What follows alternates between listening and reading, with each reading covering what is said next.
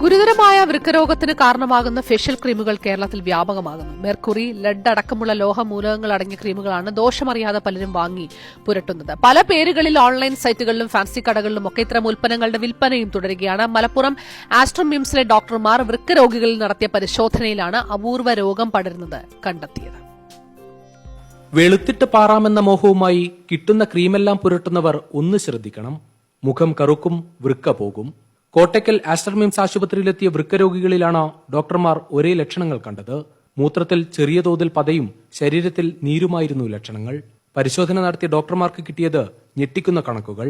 Mercury, ഈയം, cadmium, arsenic തുടങ്ങിയ മൂലകങ്ങളുടെ അളവ് അനുവദനീയമായതിലും 100-ലധികം മടങ്ങാണ് രോഗികളിൽ കണ്ടത്. ഒരു പേഷ്യന്റ് വന്നപ്പോൾ നമ്മൾ ഇങ്ങനെ അയാൾ ചോദിച്ചപ്പോൾ അയാൾ വേറെ ഒന്നും ചെയ്തിട്ടില്ല. ഒരു ഫേസ് ക്രീം മാത്രം ഉപയോഗിച്ചിട്ടുള്ളൂ. കല്യാണത്തിന് വേണ്ടിയിട്ട് വെളുക്കാൻ വേണ്ടി അയാൾ ഒരു ഫേസ് ക്രീം മാത്രം ഉപയോഗിച്ചോളൂ എന്ന് പറഞ്ഞു. അപ്പോൾ അങ്ങനെ ആ ഫേസ് ക്രീം കൊണ്ടുവരാൻ പറഞ്ഞു.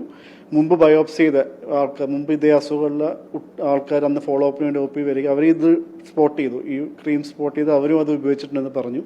അപ്പൊ അങ്ങനെയാണ് ഇത് കത്തുന്നത്. നമുക്ക് എല്ലാവരും ഉപയോഗിച്ചത് ഒരേ തരത്തിലുള്ള വിവിധ പേരുകളിൽ പുറത്തിറങ്ങിയ ഫേഷ്യൽ ക്രീമുകളാണ്.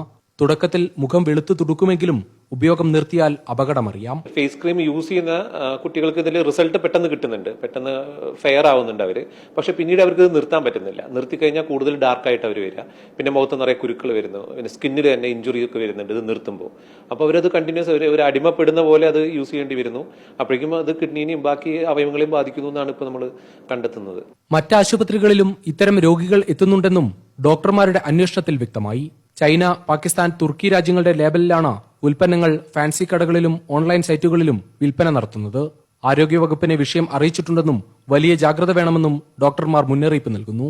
രുചീഷ് രവീന്ദ്രൻ, ഏഷ്യാനെറ്റ് ന്യൂസ്, മലപ്പുറം.